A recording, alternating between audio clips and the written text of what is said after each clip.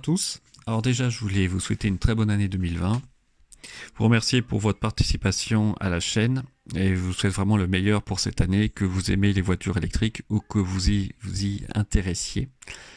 Et je voulais aussi remercier les 3 personnes qui ont utilisé mon lien de parrainage pour commander leur voiture. Merci beaucoup, c'est vraiment très sympa. Et je suis heureux pour vous que vous ayez pu commander une telle voiture qui est vraiment donne beaucoup de plaisir à conduire.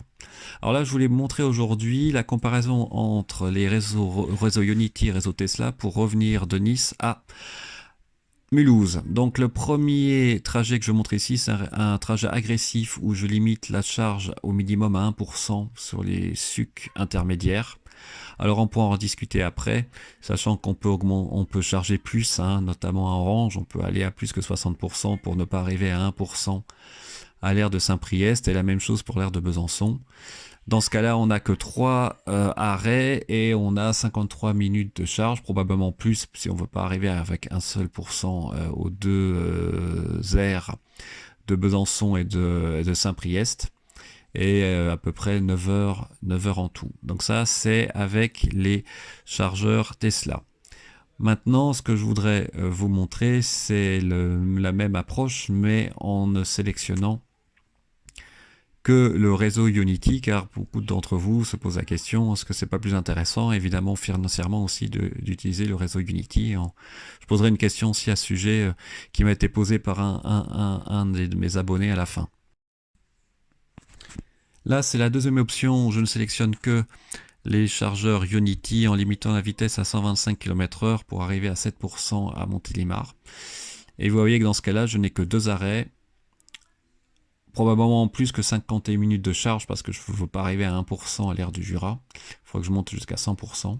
Mais il n'y a que 2 arrêts et en tout environ toujours 9 heures.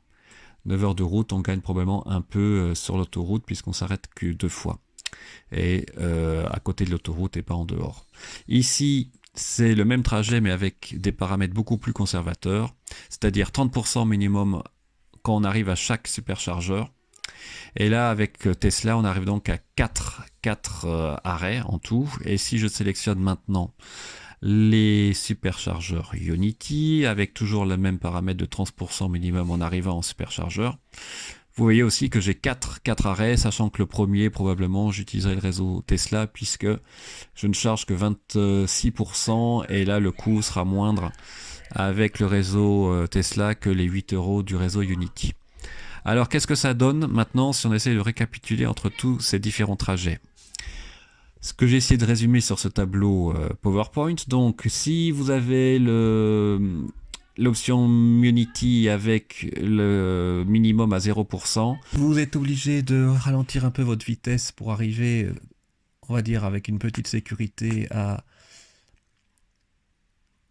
l'âne. Et ensuite, vous êtes obligé de recharger quand même un bon moment pour avoir la capacité nécessaire pour atteindre l'aire du Jura. Mais dans ce cas-là, vous n'avez que 2 arrêts et évidemment le coût s'en ressent puisque vous n'arrêtez que 2 fois sur les aires Ionity, ça vous coûte à peu près 18 € moins avec Plugsurfing. Avec les autres paramètres, donc Tesla minimum 0%, on a 3 arrêts. Le temps de charge est probablement plus long puisque pareil, on ne va pas juste stopper à 60% pour aller à l'aire de Saint-Priest. Et vous avez aussi un temps de charge plus long à Saint-Priest pour arriver non pas à 0% à Besançon. Mais le risque est vraiment mesuré. La troisième option, c'est les paramètres vraiment conservateurs avec 30% minimum à chaque superchargeur. Dans ce cas-là, 4 arrêts avec Ionity minimum, 4 arrêts aussi avec Tesla minimum, pas de grosse différence en termes de temps de route et de temps de charge. Il y a quand même 15 minutes, on va dire, de plus environ avec Tesla par rapport à Ionity. Le coût, globalement, à part Ionity avec 2 arrêts, est similaire, puisqu'on est à 32 €, que ce soit pour Tesla avec 3 ou 4 arrêts, ou Ionity avec 4 arrêts, y compris un petit arrêt Tesla. Donc 32 € sans compter la charge initiale, comme je l'ai marqué sur mon tableau PowerPoint. Donc si on résume, avec la stratégie 2 arrêts, il y a quand même un risque important à Montélimar, puisque il faut arriver à Montélimar. Hein. Ou alors, évidemment, on peut prévoir, si on voit qu'on n'y arrive pas, mais il faut bien prévoir son coup, s'arrêter au chargeur Tesla avant. Probablement celui d'Orange, si je ne me trompe pas. Mais en tout cas, vous ne pouvez pas atteindre celui d'après. Et pour l'aire du Jura, là c'est plus tranquille, puisque si vous rechargez jusqu'à 90%, vous arriverez à peu près à 18% à l'aire du Jura. C'est donc le trajet le plus court et le moins cher. Les 3 autres parcours, il y a un risque vraiment minime avec le Tesla, la stratégie Tesla à 3 arrêts. Mais c'est probablement plus long que ce que j'ai calculé, puisqu'il faudra charger plus longtemps au chargeur intermédiaire. Donc j'ai prévu 15 minutes de plus, donc ça ferait 9h05, donc probablement 20 minutes de plus que la stratégie Ionity à 2 arrêts pour 32 €. Et le risque, je l'ai mis carrément 0 avec la charge minimum à 30%, que ce soit pour les arrêts Ionity, les arrêts Tesla, car dans les deux cas, on peut atteindre les superchargeurs Tesla suivants, et on voit qu'il y a une petite différence, hein, Ionity toujours un peu plus court, 8h51 contre 9h15 pour Tesla, donc, mais le coût là est vraiment similaire, donc toujours 32 €. Donc ce que je voulais discuter avec vous à la fin, c'est avoir votre avis. Si vous étiez dans mon cas, qu'est-ce que vous préféreriez? Soit le trajet 1, le trajet 2, le trajet 3, le trajet 4, en comptant à la fois le temps de parcours et le coût, si c'est important pour vous. Et l'autre question que je voulais vous poser, qu'on m'a posée sur la chaîne et que je trouve intéressante, c'est est-ce qu'il ne faudrait pas laisser finalement les superchargeurs Ionity aux voitures autres que Tesla, juste par courtoisie, parce que c'est un réseau financé par Mercedes, BMW, Kia, etc.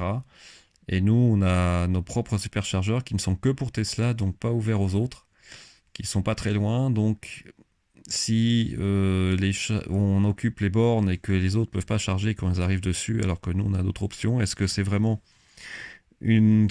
quelque chose qui vous préoccupe, ou vous considérez que si Ionity ouvre la charge à tout le monde, les propriétaires de Tesla n'ont qu'à les utiliser aussi, qu'il n'y a pas de discrimination à faire. Donc je vais ouvrir un lien YouTube, un lien Twitter, pour que vous puissiez voter. N'hésitez pas aussi à mettre dans vos commentaires le trajet que vous préféreriez. Alors je sais que certains vont dire oui, c'est compliqué par rapport à une voiture thermique. Bon, là c'est sûr qu'on n'est pas du tout la même option. Je rappelle qu'on peut toujours utiliser le GPS de la voiture sans se prendre entre guillemets la tête comme là je le fais, mais moi j'aime bien, je trouve ça très, très motivant entre guillemets et très ludique. Sachant que ça prend pas tant de temps que ça, quand on a l'habitude avec ABRP, ça prend 5 minutes, on s'y fixe, on enregistre le plan dans ABRP, on le met sur l'écran de la voiture et on n'y regarde plus, on a juste à partager le waypoint à chaque fois et puis c'est tout. Voilà, j'espère que cette vidéo vous a plu, je vous remercie encore pour votre attention, vous souhaite une très très belle année 2020, j'espère faire de belles vidéos. Je vous rassure tout de suite, ça sera toujours avec des imperfections. Je serai jamais un professionnel, je fais ça juste pour le plaisir et juste transmettre ma passion avec toutes les défauts, mais aussi les qualités que peuvent avoir mes vidéos. Merci encore. N'hésitez pas à vous abonner, à mettre des petits pouces bleus et à utiliser mon lien de parrainage si vous le voulez. Merci beaucoup, au revoir.